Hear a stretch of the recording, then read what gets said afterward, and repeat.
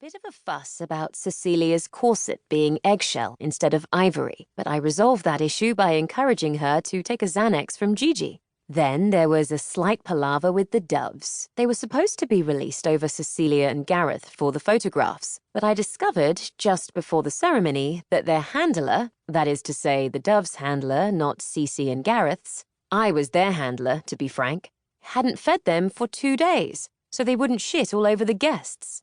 But really, when one wishes to work with the wonders of the animal kingdom, one must respect their ways and resign oneself to the odd sprinkle of shit. One certainly must not starve the poor creatures to avoid said sprinkle of shit. Any sensible person knows this. So I may have lost my temper and released them all. The doves, I mean. Clearly they were born to be free, hence the wings, etc. Unfortunately, the handler demanded I pay for them, which I suppose was fair enough. It turns out doves are very expensive, so I have had to request an advance on my monthly payment from the trust fund. Hopefully, Mother won't notice. Anyway, darling, here is my point. Cecilia and I have sadly fallen out. It seems she was very attached to the idea of the aforementioned doves, and perhaps her tongue had been loosened by the Xanax, but she called me a selfish, jealous cow. So I called her an ungrateful waste of space and ripped the train off her Vera Wang. By accident, obviously. I did fix it, after a fashion, in time for the actual ceremony, so I don't entirely see the issue. But knowing the lovely Cecilia as I do, I'm sure she'll spend her Fiji honeymoon bad-mouthing my services on various Bridezilla forums in order to destroy my dream career. Obviously, the joke is on her, because I have no dream career and I have already erased Eve Antonia weddings from the face of the earth, and Chloe says I lack efficiency. Huh. Eve finished her entry and closed the journal with a satisfied smile, or else a smile that should be satisfied, but instead felt a little bit sad and slightly nauseous.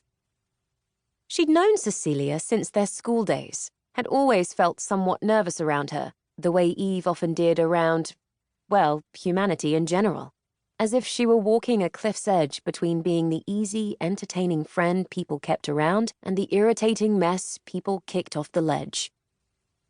Now she'd leapt off that ledge with Cecilia, and it turned her stomach to a gently writhing pit. Clearly, Eve was in a mood. Perhaps she should go back to sleep, or binge-read a romance novel, or... No moping. Mood or not, she had responsibilities to fulfill. Someone needed to feed Gigi's exotic fish, even if Gigi rarely forgot to do so these days and the fish were getting quite fat now. Someone needed to. Eve was sure she did other useful things too, but none were coming to mind. Shrugging off her funk, she chose her song for the day, Don't Rain on My Parade, to cheer her up. Hit repeat and popped in one of her AirPods. Soundtrack established, she got up, got dressed, and headed down to the family home's vast marble and chrome kitchen, where she found both her parents in grim residence. Oh dear, Eve murmured, and stopped short in the doorway. Mum was pacing broodily by the toaster. Her pale blue suit made her amber skin glow and really highlighted the fiery rage in her hazel eyes. Dad stood stoic and grave by the Swiss coffee machine, sunlight beaming through the French windows to bathe his bold brown head. "Good morning, Evie Bean," he said. Then his solemn expression wavered, a hint of his usual smile coming through. "That's a nice t-shirt." Eve looked down at her t-shirt, which was a lovely orange color, with the words, "Sorry, bored now," written across her chest in turquoise. "Thanks, Dad." "I swear, I've no idea where you find—" Mum rolled her eyes, threw up her hands, and snapped, "For God's sake, Martin." "Oh, yes." Dad cleared his throat and tried again. "Eve," he said sternly, "your mother and I would like a word." Wonderful. They were in a mood, too. Since Eve was trying her best to be cheerful, this was not particularly ideal. She sighed and entered the kitchen, her steps falling in time with the beat of Barbara's bold staccato. Gigi and Shivani were at the marble breakfast bar across the room. Shivani was eating what appeared to be a spinach omelette, while Gigi stole the occasional bite in between dainty sips of her usual Bloody Mary smoothie.